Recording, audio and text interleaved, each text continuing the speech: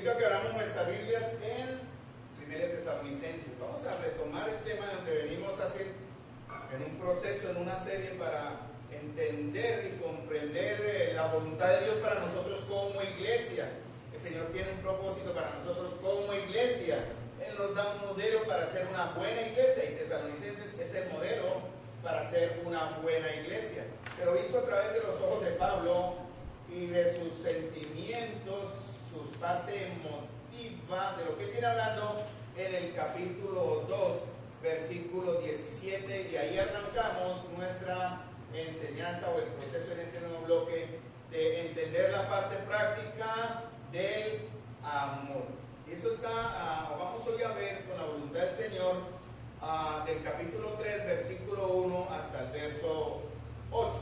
Dice así la Escritura: por lo cual, no pudiendo soportarlo más, acordamos quedarnos solos en Atenas y enviamos a Timoteo, nuestro hermano, servidor de Dios y colaborador nuestro en el Evangelio de Cristo, para confirmaros y exhortaros respecto a vuestra fe, a fin de que nadie se inquiete por estas tribulaciones, porque vosotros mismos sabéis que para esto estamos puestos. Porque también estando con vosotros os predecíamos que íbamos a pasar tribulaciones como ha acontecido y sabéis. Por lo cual también yo, no pudiendo soportarlo más, envié para informarme de vuestra fe, no sea que os hubiese tentado el tentador y que nuestro trabajo resultase en vano. Pero cuando Timoteo volvió de vosotros a nosotros y nos dio buena noticia de vuestra fe y amor, y que siempre nos recordáis con cariño, deseando vernos, como también nosotros a vosotros. Por ello, hermanos, en medio de toda nuestra necesidad y aflicción, fuimos consolados de vosotros por medio de vuestra fe, porque ahora vivimos si vosotros estáis firmes en el Señor.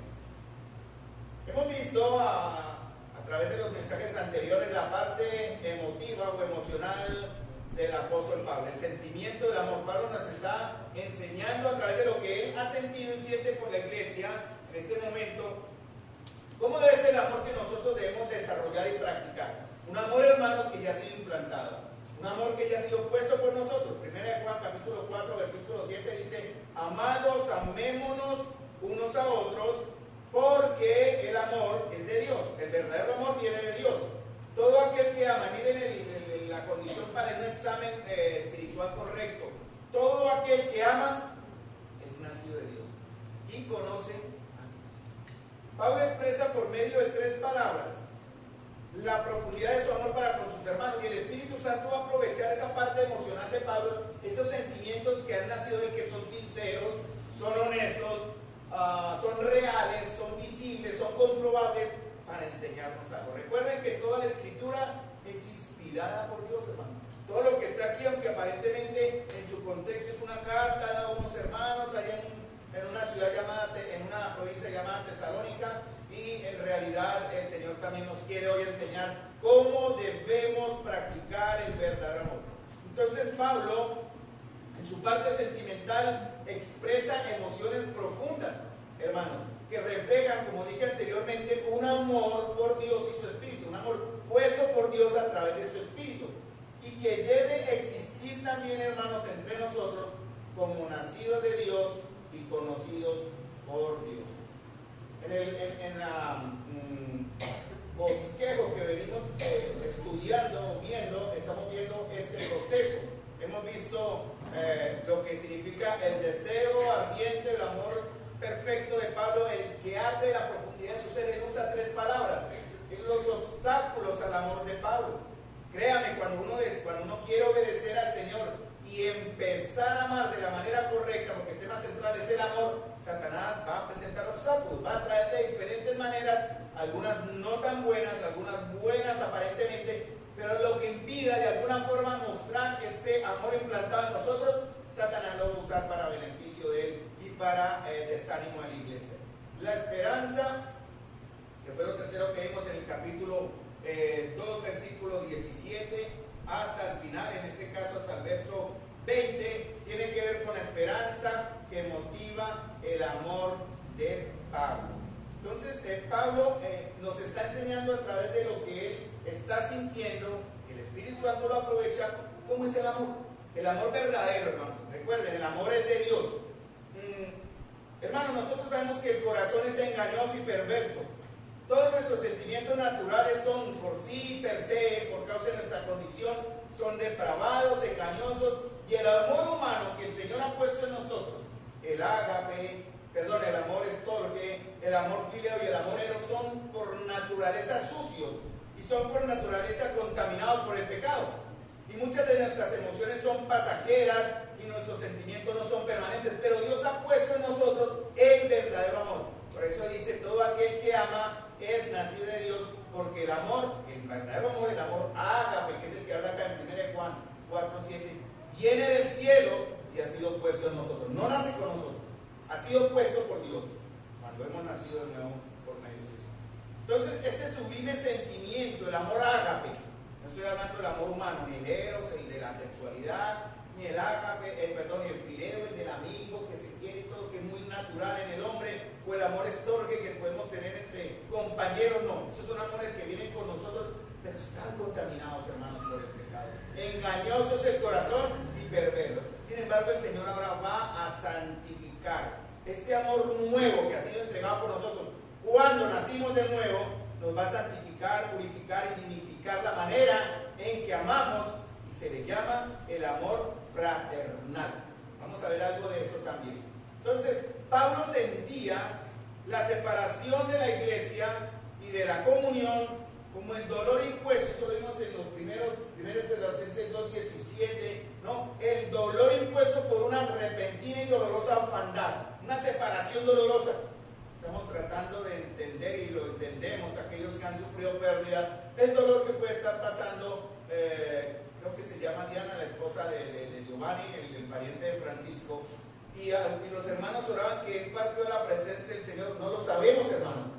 No sabemos si él está ahora en la presencia del Señor. Puede que tal vez, si no hizo las paces con él, no está en la presencia del Señor ahora. Solo los santos estaremos en su presencia, viéndole cara a cara. Y rogamos porque este hombre haya tenido la oportunidad del arrepentimiento, para que en verdad esté en la presencia del Señor y no en el lugar de castigo. Esto le produjo a Pablo, en este caso, el dolor impuesto. La primera palabra que está en el verso 17, hermanos separados. Esa palabra separada es, fuimos quedados como huérfanos, con dolor.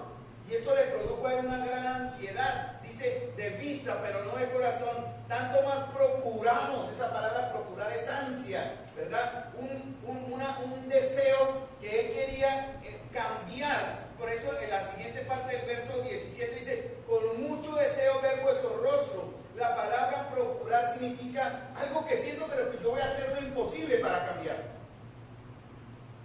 Un profundo deseo para ir a verlos. Hermanos, eso nos produce una pregunta para que pensemos, que fue lo que dejamos como rodando ahí, esa inquietud. Hermanos, es la separación, la separación que tenemos de la comunión. Y nuestro deseo, estoy hablándole a ustedes y me estoy hablando a mí, por estar aquí en la comunión, más profundo e intenso que cualquier otro deseo. Si la respuesta es no, le digo que el amor que usted tiene no está amando con el amor de Dios. ¿Sí me entiende la pregunta? Es el deseo que tenemos, esa separación que nos obliga por un viaje, por una enfermedad o por cualquier otra situación fuera de nuestro control que nos impide estar acá hoy, hermanos. Ese deseo es más profundo que cualquier otro deseo, ¿lo supera? Si la respuesta es no, entonces la conclusión, no estamos amando por el amor. Recordemos quién era Pablo. Recuerden Pablo cómo ahora los llama ahora a ellos hermanos. Dice el verso 17, pero nosotros hermanos, el odioso y el malo de Pablo, ¿no? El perseguidor y el injuriador Pablo, ahora era el amante y bondadoso Pablo. Porque él tuvo un encuentro con Jesús. Todos nosotros tenemos que en algún momento habernos encontrado con Jesús. Pablo fue en el camino a Damasco. ¿Cuál fue el suyo, mi amado hermano? ¿En qué momento usted puede dar testimonio en su alma que tuvo un encuentro real y personal con Cristo Jesús?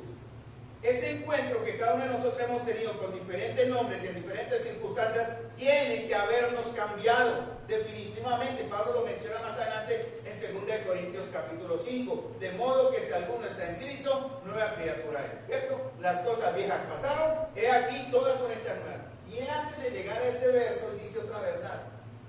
Él habla del amor de Cristo que lo oprime. el amor de Cristo que lo acosa de tal manera que él tiene que desahogarlo de la manera correcta. Entonces Pablo, el fanático Pablo, el cómplice de muerte de los cristianos Pablo, ahora fue transformado para mostrar un profundo amor, hermanos, hacia Cristo y hacia los cristianos a los que él podía llamar hermanos. Desde el capítulo 2, debido a los ataques que los enemigos del Evangelio estaban trayendo a la iglesia, no hay iglesia verdadera que no sea atacada en su fe y en su doctrina. Por eso tenemos que estar muy unidos en el amor fraternal, ya llegaremos a ese punto, para cuidarnos y protegernos de cualquier ataque que el enemigo pueda traer a nuestra comunión, ya sea corporativa o individual, que nos lleve a abandonar o alejarnos del propósito de Dios para nosotros. Los enemigos del Evangelio aprovecharon la ausencia de los misioneros. Ellos fueron sacados de Tesalónica, Hechos capítulo 16 y 17. ¿no? Fueron sacados incluso a escondidas, ¿no? Porque un hermano pagó una multa. Bueno, ellos fueron acosados y salgan rápido. Pablo fue a Corinto y ahí les escribe la carta. Pasó un tiempo, pero Pablo empieza ya a sentir esa angustia. No estoy en la comunión, me están haciendo falta. Y él por eso escribe estas palabras que están en el verso del capítulo 2, versículo 17, hasta el 13:8 que vamos a ver. Él empieza a hacer una defensa del Evangelio, porque los enemigos empezaron a decir, este Pablo es un paraulero, es simplemente un itinerante más, un predicador de mentiras, miren, los dejó botados. Y Pablo les escribe diciendo, miren, me siento huérfano al no estar con ustedes, verso 17, pero estoy ansioso y quiero hacer lo posible por volver, lo cual fue imposible. Por eso dice en el capítulo 3, versículo 1, que no pudiendo regresar, él envía a Timoteo. Él está defendiendo no su ministerio, hermanos, él está defendiendo al Señor y el Evangelio que le fue dado.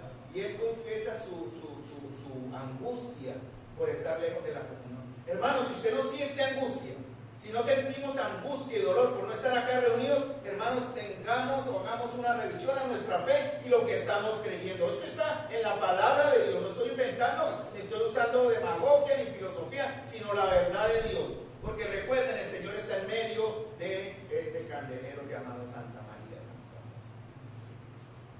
Pablo empieza a explicar por qué no había podido regresar. Dice en el verso 18, quisimos ir a vosotros una y otra vez, pero Satanás nos estorbó. Recuerden cómo supo él que era Satanás. Bueno, ya vimos eso, no vamos a repetir el texto o la idea, pero cada uno de nosotros debe saber cuándo el tropiezo que está impidiendo que cumplamos la verdad de Dios viene de Satanás o no puede venir de Dios. Cualquier cosa que sintamos que se presente, que impida estar acá reunidos como iglesia corporativamente, según el mandamiento del Señor, viene del diablo, se lo digo. Porque el Señor no va a contradecir su misma palabra. Él dijo, no dejen de congregarse en el cual están congregando. No dejen de ir al lugar donde yo estoy. Y ese es el mandamiento de Dios, hermanos. Entonces la responsabilidad recae en cada uno de nosotros. ¿Cuál es la excusa que tenemos para no estar aquí hoy? El Señor juzgará algún día el corazón. Y Pablo termina en el verso 20. Bueno, porque ¿cuál es nuestra esperanza o gozo corona del que me glorié? No lo sois vosotros, versos 19 y 20. Capítulo 2, no lo sois vosotros delante de nuestro Señor Jesucristo en su venida. Adelante el Señor Jesucristo en su venida. Vosotros sois nuestra gloria y gozo. Amados hermanos, podría yo decir, ustedes son mi gloria y gozo.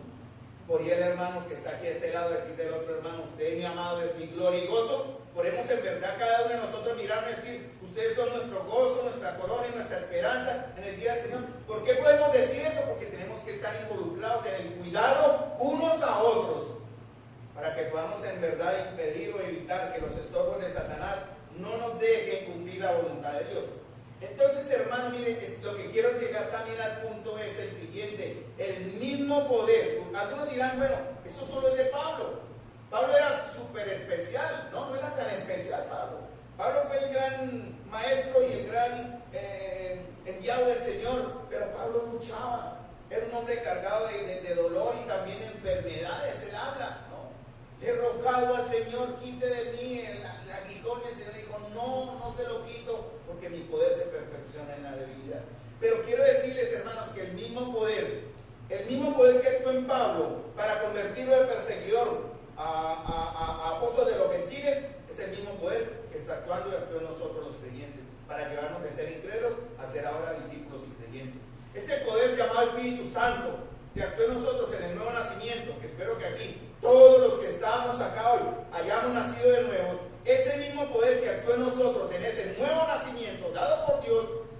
nos ha dado ahora una nueva naturaleza que es capaz de amar a los demás de la manera correcta. El nuevo nacimiento nos capacita para amar. Y lo leí en 1 Juan capítulo 4, versículo 6. Miremos 2 Tesalonicenses capítulo 4, versículo 9. 2 Tesalonicenses 4, 9. Pablo mezcla y relaciona varias veces en la palabra algunos conceptos que ya ha dicho. 1 Tesalonicenses, dígase una primera. 4, 9. Sí, no hay, en esta versión no hay. Pero del amor fraternal, últimamente he tenido que estar muy cuidadoso porque estoy como con déficit de atención. El abuelito ahora tiene que estar anotando todo. 1 Tesalonicenses 4, 9. Miren lo que dice, hermano, porque ¿dónde se manifiesta el amor de Dios implantado en el nuevo nacimiento? Verso 9, ¿qué dice? Pero acerca del amor fraternal. ¿Qué significa el amor fraternal? El amor fileo, ¿verdad? El verdadero amor entre hermanos. O sea, el fileo correcto, no el fileo humano. Dice, en cuanto, pero acerca del amor fraternal, el amor que nace de Dios, el verdadero amor ágape, que figura que es el ágape, vosotros, y le dice a ustedes, me dice a mí, no tienen necesidad de que nadie os escriba. O sea, ese amor no se enseña. Ese amor no es tomando un curso de 3 días alejado en una finca para aprender a amar. No, señor. Ese amor ha sido ya dado. Dice, el amor solo se va a enseñar o solo se va a ver por la práctica. ¿Y solo lo enseña quién? ¿Qué dice el verso 9? 9, es todo el 9. ¿Quién enseña a amar, hermanos? Dios mismo.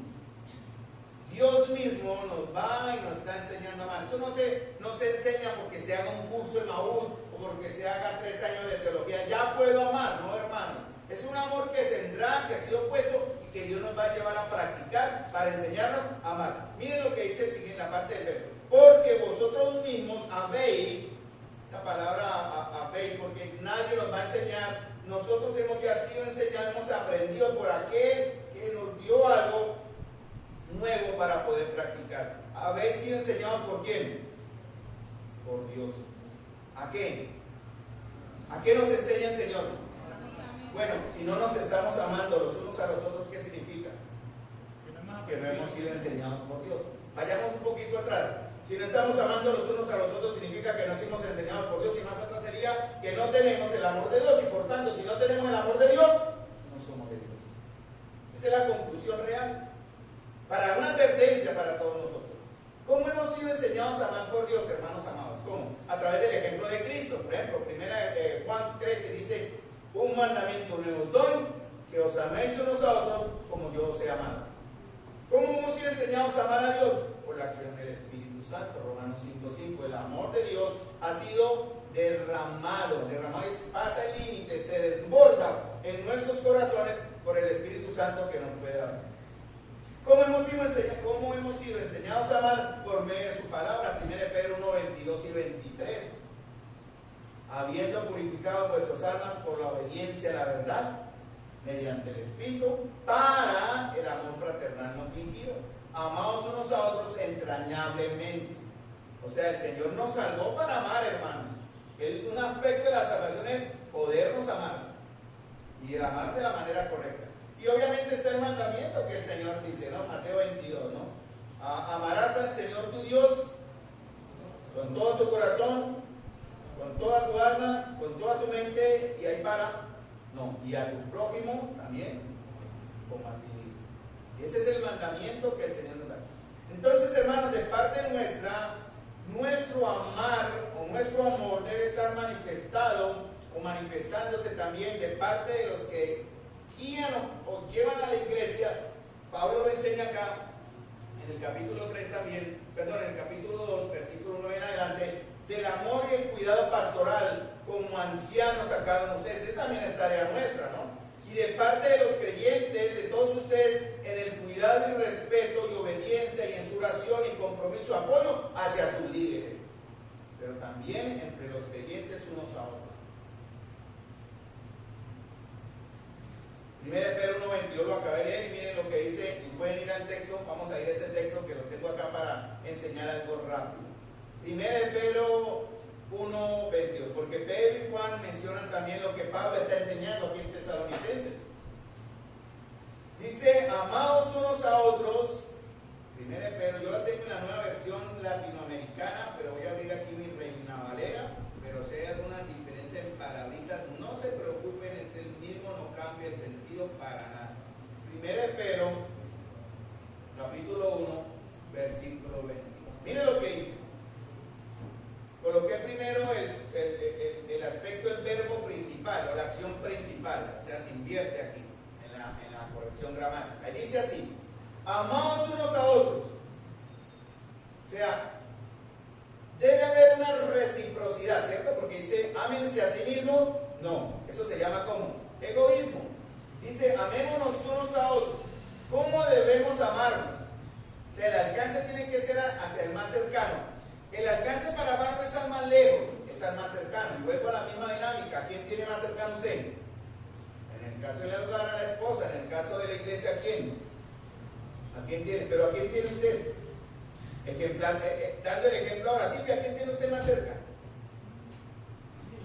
Mire, Silvia, Silvia busca para otro lado. Mire, la hermana está haciendo.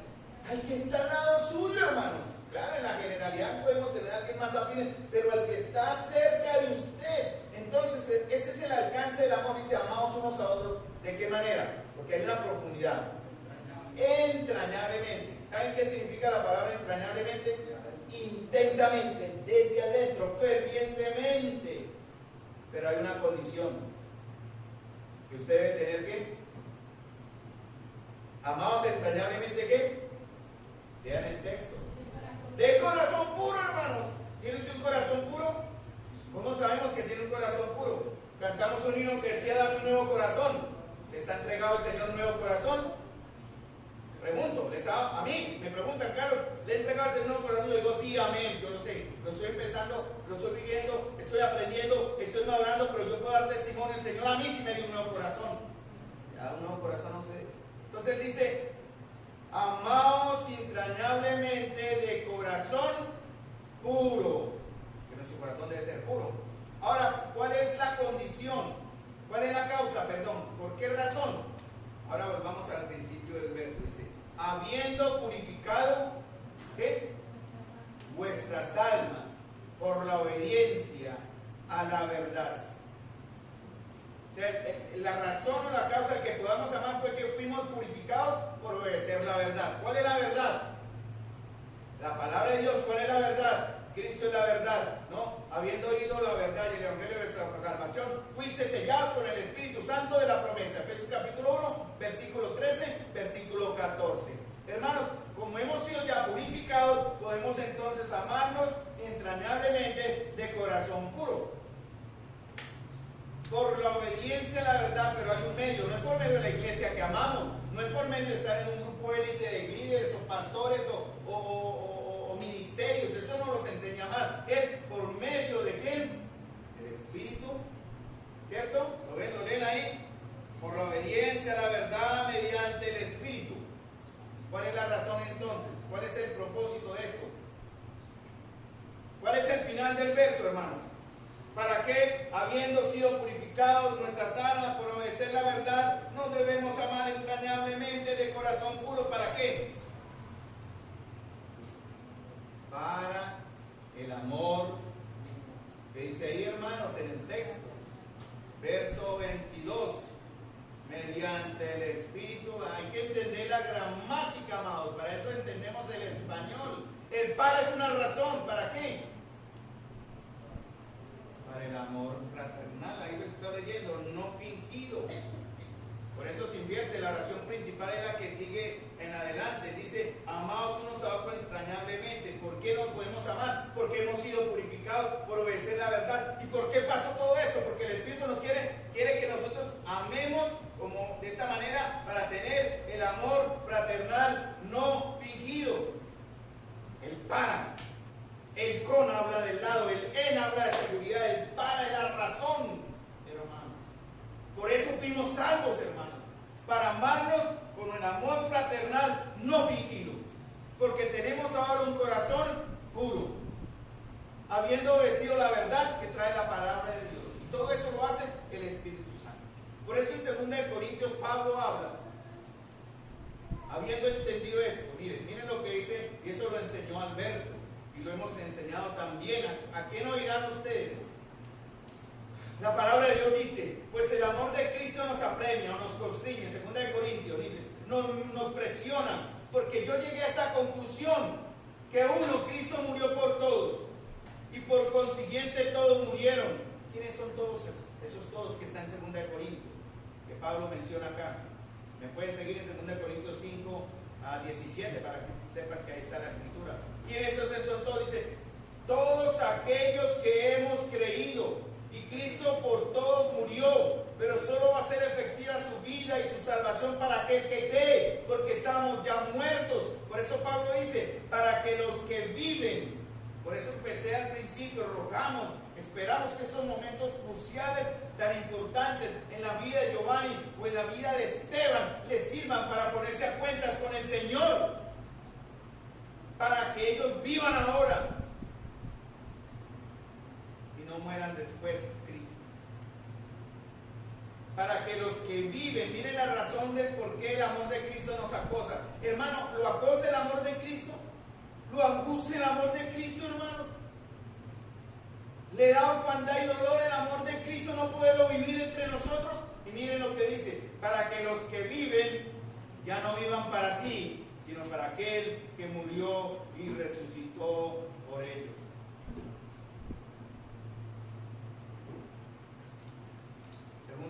Primera de Tesalonicenses, volvamos al texto, hermanos.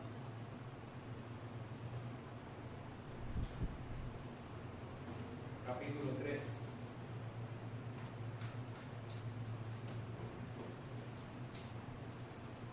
Versículo 1. ¿Sí me están escuchando bien atrás? ¿Cierto? Perfecto. ¿Sí están escuchando la palabra de Dios bien atrás? Porque yo puedo hablar bajito, pero la palabra de Dios tiene que ser potente. Recuerden quién está aquí con voz de trueno, hermano.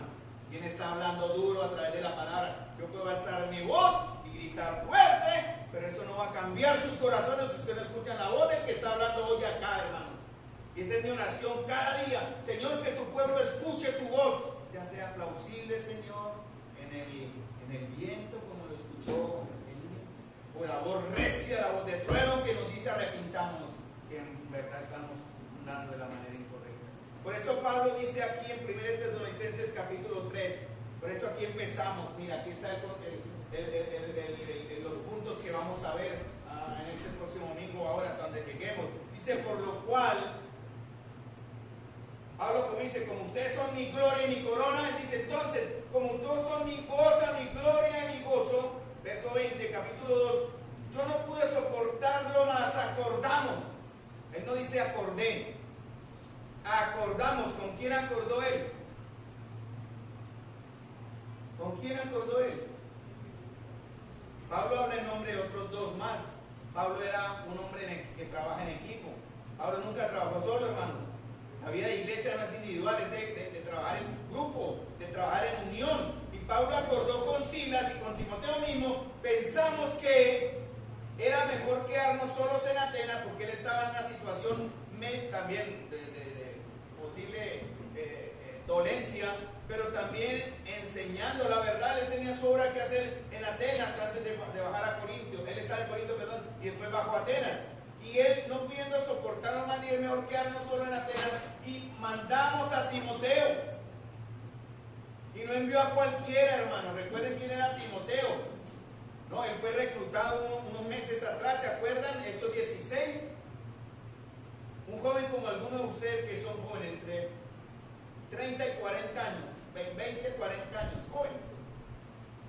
Pero era un joven con testimonio, hermanos. Y por lo cual fue reclutado por el Señor y por Pablo. Y Timoteo fue enviado con una tarea, fue enviado por una razón, fue enviado con un propósito. Entonces, hermanos, ¿qué produce el amor de Cristo en nosotros? Primer punto, una auténtica preocupación por el bienestar espiritual de los hermanos en la fe. Por eso Pablo dice, no pude soportarlo más. Ya veremos algo de esa palabra, en cierta manera, soportar. No pude soportarlo más. Enviamos a Timoteo, ¿para qué? Timoteo fue enviado para hacer algo. El verso 2, capítulo 3, versículo 2. Vaya a vivir de los hermanos. Vaya, aprovechese de los enviado a una tarea específica, que era ¿cuál? Verso 2, para confirmaros, ¿cierto? Y exhortaros respecto a vuestra fe. Reina Valera, en la nueva traducción Biblia latinoamericana dice, para fortalecerlos y alentarlos respecto a la fe de ustedes. También dice en el verso 5, no pudiendo soportarlo, porque Pablo lo repite 2 veces, ¿qué envió a Timoteo? ¿Para qué? Para informarme de vuestra fe, ¿cierto? Por una razón. Vaya Timoteo, averigüe cómo están los hermanos. ¿Cuál era la razón? ¿Cuál era el temor de Pablo? Verso 5. Que os hubiese tentado el tentador. ¿Qué más? Y que el trabajo hecho hubiera sido en vano, o sea, inútil, se perdió. Hermanos, ¿cómo en nuestra vida si alguien viniese de nuestros líderes grandes, digamos los grandes buenos maestros que hemos recibido, pero llegara un hermano de una asamblea X y quiere ver cómo somos nosotros, qué informe llevaría a la iglesia que lo envió, qué razón daría en nosotros, ¿no? Porque la preocupación de Pablo era eso, ¿no? Pablo estaba angustiado por sus hermanos porque temía que el enemigo ganara ventaja y aprovechara que la persecución, porque la vida de ellos no fue fácil. Hoy día el cristianismo que se enseña es un cristianismo mentira. Usted no va a sufrir, es camino de rosas, pida, reclame, posesiones, pise como quiera. Pero el Señor no enseñó eso, se está enseñando un evangelio diferente. Pablo estaba angustiado porque temía que el enemigo aprovechara la persecución. Ellos fueron perseguidos de una vez para desalentarlos y llevar a algunos a abandonar la fe. Eso es lo que nosotros trabajamos acá, amados, luchando para animarles, para alentarles en la fe. Y alentarlos a ustedes y fortalecerlos en la fe de ustedes nos fortalece a nosotros. La palabra soportarlo, esta palabra soportarlo en el griego es muy interesante, les enseño porque yo aprendí. Y la palabra es dar idea de proteger o conservar o preservar algo cubriendo. La palabra que está en soportar, que se traduce en soportar, es como si Pablo hubiese cogido algo y lo estuviese ahí, protegido así, cuidándolo, ¿cierto? Mantener alejado de una amenaza, ¿no? Cubrir con silencio también indica eso. Y eso me da la idea de que Pablo estaba sufriendo, callado, por sus hermanos, orando por ellos y sufriendo por ellos calladito. Pero llegó el momento en que él dijo, no aguanto más.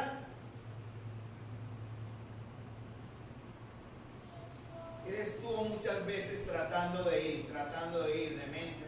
Mantuvo su mente y su corazón de alguna manera ocupado para que esos pensamientos de angustia no lo desalentaran o no lo desmotivaran o le causaran más dolor. Hermano, lo que yo quiero decir, o lo que sí quiero decir es, ese es el dolor que debemos cultivar cuando nos alejamos de la comunión, hermano. Esto no es una religión de buenos hombres y buenas mujeres, religiosamente hablando.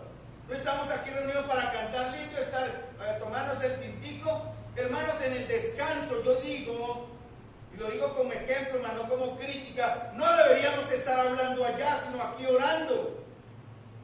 Y en el descanso no deberíamos estar allá tomando el tinte, sino aquí orando unos a otros, fortaleciéndonos y animándonos. Pablo no pudo soportar más esa angustia de no tener noticias por sus hermanos. Fue imposible de esconder. Pero no era porque dudara en la salvación de ellos. Pablo no dudaba en la salvación de ellos. Más adelante en el capítulo 5 de Tesalonicenses, Pablo les dice a los de Tesalónica, en el verso 23 y 24, Pablo no dudaba en la salvación de ellos. Quiero reclarar eso. Pablo tenía temor porque el enemigo, cuando no hay instrucción, cuando no hay compromiso para estar protegidos en eso, mire, el Señor por eso dice en Efesios 5 que Él ama a su iglesia, la sustenta y la cuida. Y no habla, ahí no dice en Efesios que habla del cristiano que conforma la iglesia, aunque está conformado por cristianos, a mí no faltaba. Él ama a la iglesia en su totalidad. Y en Efesios 5 dice que Él a la iglesia la sustenta y la cuida. ¿Dónde sustenta el Señor a la iglesia? ¿En qué momento? Cuando estamos reunidos. Cuando estamos aquí congregados cuando Él empieza a alimentar a la iglesia y a los que componemos la iglesia. Por eso ustedes deben recibir palabra sana, santa y confrontadora. Sustentar y cuidar. Y miren lo que dice Pablo en el capítulo 5, versículos 23 y 24. Y el mismo Dios de paz los santifique. ¿Me están siguiendo? Capítulo 5, versículos 23 y 24. No quiere decir que no pequen. El mismo Dios de paz los lleva a no pecar. No, los santifique, es decir, los aparte. Él lo ha puesto en la otra palabra porque el antónimo de esa palabra santificar significa alejado de algo que es común y inmundo. Y Pablo dice, mire, y el Dios de paz, porque esa es la voluntad del Señor, consagrarnos. Quiere decir que nos apartemos para Él, hermanos. Que nuestros pensamientos sean para Él, que nuestras palabras sean para Él, que nuestro corazón sea de Él, hermanos. Porque Él lo pagó y cubrió con su sangre. Ese corazón que ya no es nuestro, es de Él, hermanos. Y el mismo Dios de paz los santifique por completo. Totalmente, nada faltará.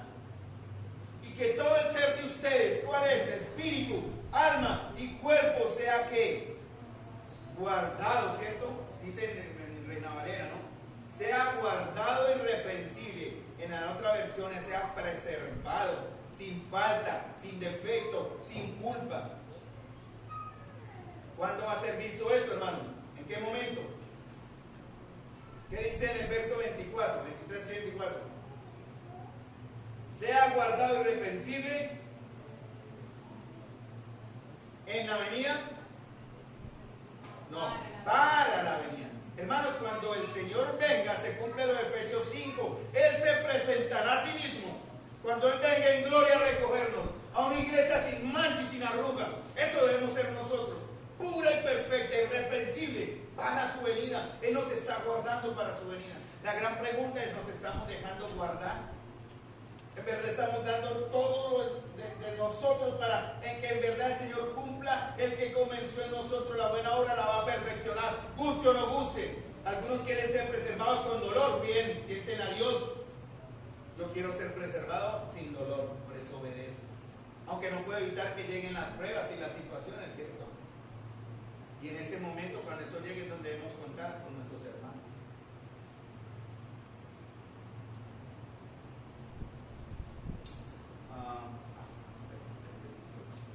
¿Qué más dice el verso? Verso 24. ¿Cómo remata Pablo esta verdad, hermanos? Fiel es Carlos, fiel es la iglesia, fiel es la comunión. No. ¿Qué dice? Fiel es Dios, hermanos. Fiel es el que os llama, el cual también lo hará. No dice lo hizo, no dice lo está haciendo, lo hará. En ese momento todo dolor, todo efecto del pecado será quitado. Si Giovanni, el pariente de Francisco, murió en Cristo, él será levantado, su cuerpo y su alma está ya en la presencia de Dios. Pero si no hizo las paces con Dios, duele decirlo, él no está con Dios, él no está en su presencia. Hay que tener mucho cuidado con eso. Filipenses 1:6 lo dije, ya lo mencioné. El que comenzó en vosotros la buena obra la perfeccionará. Por eso, hermanos, debemos tener una auténtica preocupación por el bienestar. ¿Se preocupa usted por su hermano? Yo hoy tuve que regañar a un hermano cuando llegó. Le di un jalón de orejas al hermano. Y él se ríe porque sabe que cometió un error. Un buen error. Pero le dije, hermano, usted no compartió su bendición. Usted no compartió lo que Dios le había contestado. Eso no se hace. Él sabe con qué intención se lo dije. Hermanos amados, en verdad estamos preocupados por el bienestar de su hermano que está al lado. Si él está dolido, si él está desanimado. En verdad usted le pregunta, lo visita, va estando con él para orar. ¿Cuántas veces los he visto orar acá como hermanos? Casi no los veo. Hay otras actividades, está bien el saludo, muy bien, la comunión en Tito es correcto, eso es loable, pero es más espiritual, digo, más de acercarnos al Señor en ese amor fraternal. Si estuvimos orando, ¿qué le pasa, hermano? ¿Qué le está sucediendo? ¿Qué le hace falta? ¿Qué necesita?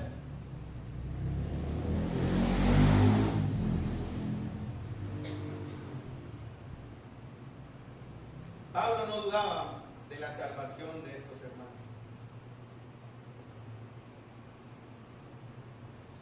Porque ningún creyente, les recuerdo, si se les ha olvidado, puede perder o puede perderse, en cierta manera, porque es la justicia de Cristo la que nos absuelve en el tribunal, ¿no? Recuerden el gran sumo sacerdote de Apocalipsis 1 que mencioné en el compartir de la cena. Ese sumo sacerdote está continuamente delante del Padre para presentar por nosotros defensa y mediación. El mismo Cristo, amados, para usted si tiene duda aún de la fe que tiene, nos tiene aferrados a Él de tal manera que nadie nos puede arrebatar de su mano. ¿Dónde está esa palabra? Juan capítulo 10, versículo 28. Nadie puede arrebatarnos de la mano del Señor. Pero también nos hace una advertencia, hermanos. Porque los escritores del Nuevo Testamento, usted puede leer desde Mateo hasta Apocalipsis, nunca dan por hecho, nunca asumen como una verdad que todo el que dice ser creyente realmente lo sea. Hay una advertencia ahí, porque también hay un engaño. Continuamente ellos están advirtiendo sobre el peligro de la apostasía, ¿no? Apartarse de la fe y negar al Señor en el cual decimos creer. Miren lo que dice Mateo 27, 21 al 23. Escuchen, lo puede buscar en la Biblia. Dice, no todo el que me dice Señor, Señor, entrará. Porque hay una diferencia en la honra de labios y un corazón que está cerca del Señor. Porque cuando dice no todo el que me dice, también significa que habrán otros que sí lo estarán cumpliendo. No todo el que me dice Señor entrará. ¿En dónde? ¿En dónde, hermano Mateo? En el reino de Dios. Sino el que hace la voluntad. ¿Está usted? Estamos haciendo la voluntad de Dios. Si le estamos mencionando Señor en la alabanza, Señor en la oración, Señor en la predicación, realmente yo puedo solo darme a mí mismo respuesta de si esa adoración es la correcta. Porque yo le puedo decir a él, Señor, Señor, y estar desobedeciendo. Hay cristianos que creen esa mentira, ¿no? Que pueden ser cristianos de media manera, que pueden decir, Señor, eres mi Salvador, pero no eres mi Señor. Yo te sigo como mi Salvador, pero no te obedezco en estas cosas. No todo el que me dice, Señor, Señor. Muchos dirán en aquel día, pero Señor, y esa me hizo preguntar a mí, yo ya sé dónde voy a estar, pero ¿estaremos entre los muchos o entre los pocos? Entre los muchos que le dirán, y son cosas buenas, ¿no? Muy espirituales. Señor, profetizamos en tu nombre, enseñamos tu verdad en tu nombre, echamos fuera el demonio en tu nombre, Señor. Hicimos milagros en tu nombre, Señor. Pero sin obediencia, la respuesta del Señor es, nunca los conocí. ¿No les da temor eso, hermanos? ¿No les da miedo? ¿No nos da temor? Tenemos que entender si en verdad somos conocidos. Bueno, yo tengo esa seguridad, esa no me la quita nadie. ¿Yo en qué me baso? Bueno, hay una serie, y las estamos enseñando, una serie de señales, de pruebas, de evidencia. Yo menciono eso tratando de advertir a que de pronto alguno de ustedes que está aquí esté en esa condición y se esté engañando. Estos que hablan acá, hermanos, en Mateo, no eran creyentes apartados. No existe el creyente apartado, hermano. Existe el desobediente y el mundano. Y hay un peligro en esto de pensar que yo puedo ser un creyente apartado. Es que tal vez nunca fue creyente. Juan, en capítulo 1 de Juan 2:19 lo dice. Y salieron de nosotros. Recuerden que Juan le habla a la iglesia, a la amada. Dice, a la amada que la iglesia. 1 de Juan, capítulo 2, 2 de Juan, perdón, y 3 de Juan habla de eso. Él habla a la amada, en la iglesia. Y les dice, salieron de nosotros. Salieron de la comunión, salieron de la iglesia porque no eran de nosotros. Si ellos hubieran sido de nosotros, habrían permanecido. ¿Eso qué significa, hermano? Que no hay creyente que tengamos que estar buscándolo afuera. Ya no hay que buscar al que se va. Es porque no es de acá, hermanos. Pero dice, y si habrían permanecido con nosotros, porque si hubieran sido de nosotros, perdón, habrían permanecido con nosotros. ¿Sí? Me están siguiendo en Juan 2:19, ¿no? ¿Qué es permanecer? ¿Qué es permanecer? Estar acá. Pero ellos salieron para que se mostrara o se manifestara que no todos son de nosotros. Y duele perder a alguien. Confronta perder a alguien. Porque hay una diferencia entre preservar y conservar. Ya vamos allá. Porque, hermanos, Cristo está cuidando su iglesia. Y la manera de cuidar de Cristo a la iglesia no es individualmente, aunque es una sumatoria de todo. No es allá donde Cristo lo cuida, hermano, es acá donde Cristo lo cuida. Es aquí donde Cristo nos sustenta, es aquí en esta comunión. Por eso se habla tanto de la iglesia. Por eso Cristo es un ejemplo. Ella es mi esposa, mi amada. No hay que tomar con ligereza el pecado, hermano. Tengamos cuidado. No nos enredemos en actividades mundanas. Tengamos cuidado. No nos ausentemos regularmente del culto público. Tengamos cuidado. No se aíslen los hermanos en la fe. Tengan cuidado. Porque eso sería una señal inquietante de que usted se está alejando del Señor. Y está mostrando que posiblemente su fe sea falsa. Y estoy hablando en serio, hermanos. Tenga cuidado. Usted no puede ser de los que se van vacacionando afuera y después regresa como si nada. Confróntese con el Señor si su fe es real. Si tú no amas, si no amamos el estar donde está el Señor, hay una advertencia.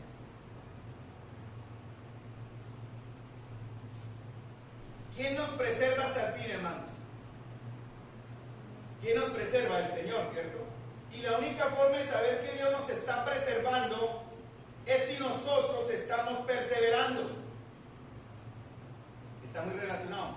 Les pregunto, ¿quién nos dio la fe para creer? Dios. En su totalidad se llama salvación. La fe para creer nos la da Dios. Y esto no nosotros, pues es donde Dios tiene que ver con todo el aspecto de la salvación, donde incluye la fe. ¿Quién es el que da la fe? Dios. Pero usted es el que cree. Juan 1:10, Juan 3:16. Para todo aquel que cree no se pierda, no tenga vida eterna. Ahora, ¿cómo sabemos que tenemos la fe? ¿Cómo sabe usted que tiene la fe? Porque ha creído. ¿Cierto? Porque ha creído. Esa respuesta la da usted, ¿no? Ahora, ¿quién es el que da el arrepentimiento? Dios da el arrepentimiento. Timoteo 2:19.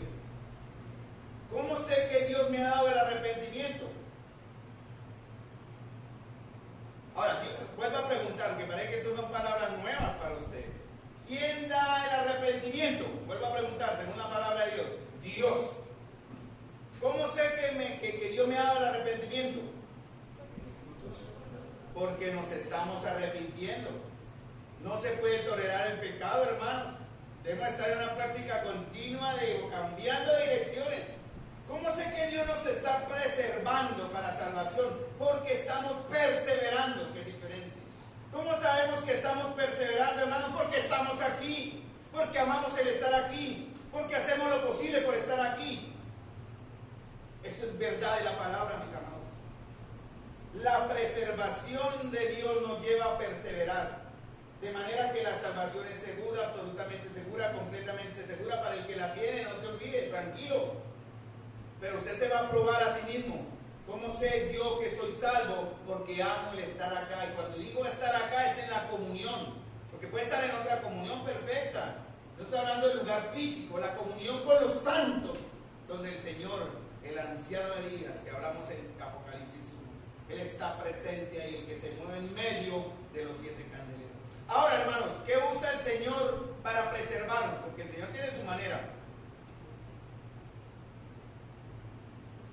Hebreos menciona en Hebreos 3, en Hebreos 6, en Hebreos 10, advertencias contra la apostasía. Les voy a leer solamente uno, voy a ir solamente un texto. Hebreos capítulo 3, 12, 13. Vamos a eso. ¿Qué medios usa Dios para preservarnos? Recuerden, la preservación viene de Dios, que nos lleva a perseverar. ¿Preservar qué es? Cuidar, ¿cierto? Dios nos cuida nuestra salvación. Y el efecto es entender que Dios cuida nuestra salvación, porque es eterna, es que perseveramos. Ahora, vamos a la respuesta en la Biblia en Hebreos. ¿Qué medios usa el Señor para preservarnos? No para perseverar. ¿Sí me entienden la diferencia, no? La perseverancia es la acción mía. La preservación es la acción de Dios. Entiendan eso. Dios preserva, yo persevero. La acción, resultado, fruto, efecto. La causa es Dios, el efecto, yo voy a perseverar. Pero Dios usa maneras, usa muchas formas. Aquí hay una en Hebreos. El cuidado mutuo de los creyentes. Miren lo que dice Hebreos capítulo 3, versículo 12. Voy a leerlo en la Reina Valera, pero no voy a basarme en el que tengo acá, pero voy a tener el Reina Valera como texto. ¿Tienen el texto ahí, Hebreos 3? ¿Listos? Amén. Mirad, hermanos, dice Pablo. ¿Listo? Entonces, ¿él a quién le está hablando Pablo? Se supone que Pablo es el autor de Hebreos. Y Pablo le dice, mirad, hermanos. ¿A quiénes le dice? Si Pablo estuviera hablando a nosotros, ¿a quiénes diría? ¿A nosotros qué? Hermanos, miren, pilas, el Señor nos va a decir algo. Porque Él quiere llamar nuestra atención. Oigan, a la palabra mirar es ojo atento, cuidado, pilas, ojo. Mire por dónde anda, sea vigilante. Miren, hermanos. Ahora Pablo dice otra verdad. Que no haya, o sea, cuando usa la palabra haya, es de haber, ¿no? De lugar, ¿no? ¿De qué está preservando o qué quiere prevenir Pablo con esta advertencia? Cuatro cosas que están en Hebreos. La primera, miren ustedes, que no haya entre ustedes, ¿cierto? ¿Qué? Primero, un corazón malo. Segundo, un corazón incrédulo. Tercero, un corazón que se aparta de Dios. Y el cuarto está más abajito, en el 13 creo, un corazón que puede estar endurecido. 4 verbos. Entonces, ¿qué debemos cuidar entre nosotros, hermanos? Vuelvo a usar el ejemplo. Silvia tiene, porque Silvia puede estar al lado de Humberto, un ejemplo. O Kevin a Kelly, el mismo principio. Mire Kevin, mire Silvia, mire que su hermano, en este caso su futura esposa, o aquí su hermana y consierva, mire hermanos, que no haya en ella un corazón que sea malo, un corazón que sea incrédulo, un corazón que se aparte de Dios, un corazón endurecido por el engaño del pecado. ¿Sí? Vamos ahí, me están entendiendo el texto, ¿no? Antes, ¿qué dice? Entonces, ¿cuál es la tarea, hermano? Primero, miren, si usted ve en su hermano que está generando un corazón con estas características, Pablo le dice a él, porque lo que Pablo quiere enseñar en este primer punto es una auténtica preocupación por el bienestar espiritual de sus hermanos. Si usted ve a su hermano que se cae, usted va andando con su hermano y su hermano se cae, ¿usted qué haría? Levantarlo, ¿no? Muchas veces hasta algunos se reirían, sí, ya no es hermano, sáquenle. Pero lo primero que es levantarlo, ¿cierto? Miren, hermano. Entonces dice, antes que anímense, consuélense, amonéstense, repréndanse con suavidad. Dice, ¿cómo? ¿Qué dice el texto? Antes que, sí que ya lo digo, exhortaos. ¿Me van siguiendo, hermanos?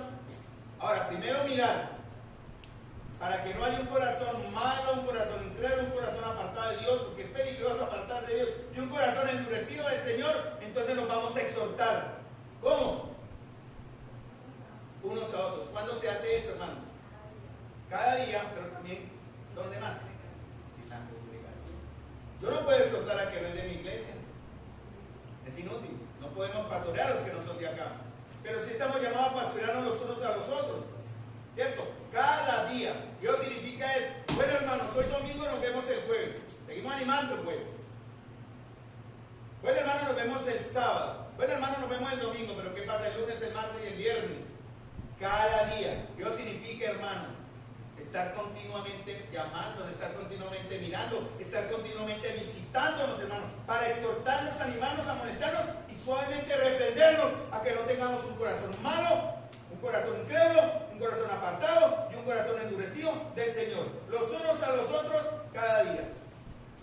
Porque dice, entre tanto se dice hoy, para que ninguno de vosotros se quede, esa es la otra advertencia, se endurezca. ¿Por qué? Más completo, Cindy. Engaño del pecado. ¿Usted cree que el pecado va a venir así de frente? Algunos son tan tontos, cristianos tontos. Yo fui un tonto, no me estoy destacando del grupo. Yo fui un cristiano tonto, que el pecado llegaba con su crudeza y yo caía como un baboso. No, el pecado no va a llegar así de frente. El pecado llega de manera escondida, hermano. ¿Cierto? El engaño del pecado. Para algunos que fuimos tontos de nuestro pasado, el pecado llegaba y nosotros babeando caíamos. Crudo llegaban y crudamente caíamos. Por lo cual el dolor del arrepentimiento, ha sido más profundo. Porque hemos entendido, por lo menos yo, a qué grave bajeza llegué cuando permití que ese pecado tan frentero me dominara, me controlara y me esclavizara. Ninguno se endurezca por el engaño del pecado. Ahora,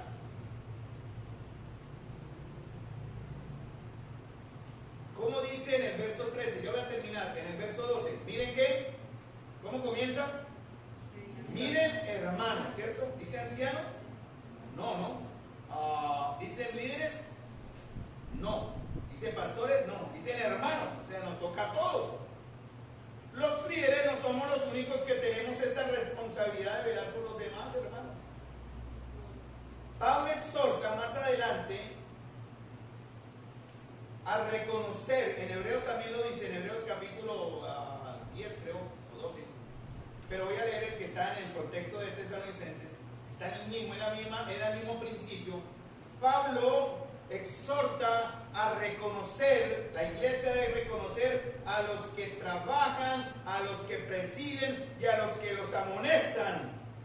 Aunque duele decirlo, hermanos, y yo me cuido mucho de eso, tengo temor y si fallo, ayúdenme a no fallar. Hay muchos cristianos o líderes que tienen el cargo pero no lo respaldan, no trabajan, no se sacrifican, o digámoslo personalmente, que no nos trabajamos, no nos sacrificamos y no respaldamos el cargo que tenemos, porque el ser anciano y líder es un cargo, nada más, que puede en cualquier momento cambiar, pero yo tengo que respaldarlo con sacrificio, con trabajo, amarlos a ustedes, hermanos, ser fiel para con ustedes, y como dicen por ahí en una ilustración, oler a oveja, como muchos de ustedes pueden oler a ovejas, pero así también hay muchos que no siguen.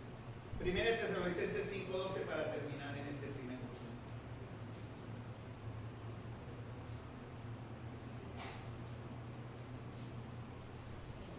5:12. Es el mismo principio, lo menciona Hebreos 10 y Hebreos 12, creo, también es Hebreos 12. Pero Pablo da la misma idea, ¿no? Listo, dice, os ruego, hermanos, ¿qué más dice? Pablo no está diciendo si quieren, no si tienen ganas, no si lo desean, si miren a ver si hay consenso y lo pueden hacer. No, Pablo dice, os rogamos, hermanos, que reconozcáis a los que trabajan entre vosotros, os presiden en el Señor y os amonestan. 3 tareas del líder, hermanos. Una tarea para ustedes, ¿cuál es? Tesalonicenses 5:12. Una tarea, ¿cuál es? La que está en el verso 12 primero. Reconocer, identifiquen. ¿Cuál es la tarea nuestra, hermanos? Trabajar, presidir y amonestar. La palabra trabajar es copiado, que es un término que se usa en el griego para decir trabajo arduo, afanarse, sacrificarse, cansarse, hermano, desvelarse por ustedes. Que reconozcáis a los que trabajan entre vosotros, no entre otras asambleas, entre vosotros. ¿Qué más dicen? Que los gobiernan, eso tiene que ver con la iglesia, que los guían. ¿En qué palabra está? Presidir.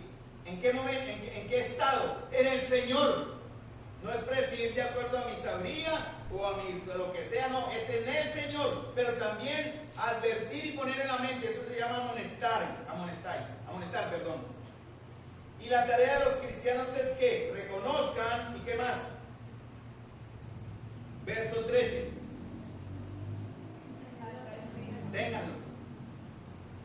Ténganlos en mente, en mucha estima, o sea, de respeto, honra y obediencia, ¿y qué más? Y amor por causa de la obra. Hermanos, para pensar, somos conscientes, nos preocupamos por esa responsabilidad de cuidar a nuestros hermanos en la fe cuando vemos que no andan bien, esa es de la primera parte. Pero también somos conscientes de cumplir el mandamiento que Dios manda o pide en Tesalonicenses 5, 12 y 13. Queda la pregunta para respuesta. Ahora miren lo que dice en el 14. Esto no es solamente para los líderes. Capítulo 5, versículo 14. También os rogamos, hermanos.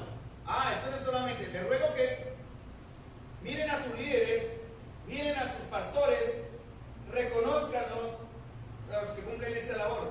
Ténganlos en estima, amor. Pero también dice, os rogamos, hermanos, que amonestéis. Ahora ya el trabajo entre todos. O sea, el trabajo es para todos.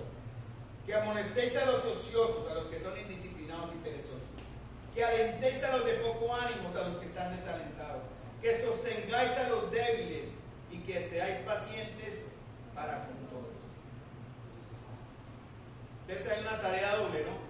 Cuiden a quienes os dirigen, os amonestan y os dirigen en el Señor, eso lo dice en el verso 2, pero también cuídense entre ustedes. Hermanos, si alguno fuere sorprendido en alguna falta, dice Gálatas 6, vosotros que sois espirituales, que destruyanle con espíritu, perdón. ¿Qué dice el texto? Debe ser muy conocido, hermano. Gálatas 6.1. Hermanos, si alguno fuere sorprendido en alguna falta, ustedes que son espirituales, ¿qué dice? Restáurenle, no destruyanle, hermanos. Restáurenle, pero con el espíritu correcto. Háganlo nuevas, hermanos, que estén en algún problema. Hermano, ¿tiene usted algún problema con alguien? Usted de aquellos que dicen, pero usarlo como ejemplo un poco crudo. Usted ve a su hermano, pero lo mastica, pero no se lo pasa. Tenga cuidado, mi hermano. Tengamos mucho cuidado porque estamos delante del Señor. Si fuera sorprendido en alguna falta, ustedes que son tan espirituales, restauren un espíritu de mansedumbre. Pero mírese a usted mismo, no sea que tú también seas tentado. No debe haber secretos entre nosotros, hermanos. Gálatas 5:16 creo que lo menciona el texto. Confesad vuestras ofensas unos a otros, llorad unos por otros para que seáis. Santiago, sí, perdón, Santiago sí. Confesad vuestras ofensas, gracias Silvia, unos por otros, llorad unos por otros para que seáis ¿qué? Sanados. Hermanos, no debe haber secretos entre nosotros. Que ojalá pudieran hacer un examen el próximo domingo y decir, ya están las cuentas arregladas entre todos, no hay problemas, no debe haber problemas, no debe existir problemas. Si hay alguien entre usted, algo entre ustedes, tienen que hablar durante esta semana. Es la tarea que Dios les pone, o nos pone también. Tienen que confrontarse, tienen que perdonarse, tienen que amarse y tenemos que seguir adelante porque si no la comunión se afecta. Esa es la voluntad de Dios, hermano, que nos cuidemos mutuamente como miembros que somos de una misma familia. Para el próximo domingo veremos el siguiente punto. Porque todo no queda simplemente en buenas intenciones. Todo no queda simplemente que recibimos del hermano la exhortación. Pero vamos a esperar a que pase el domingo para ver una acción sincera para hacer todo lo que podamos por el bienestar de nuestros hermanos en la fe. Porque esta primera exhortación nos tiene que llevar a la acción. Si no hay acción en esta semana, hermanos, yo hablé la palabra. Me voy a hacer a un lado.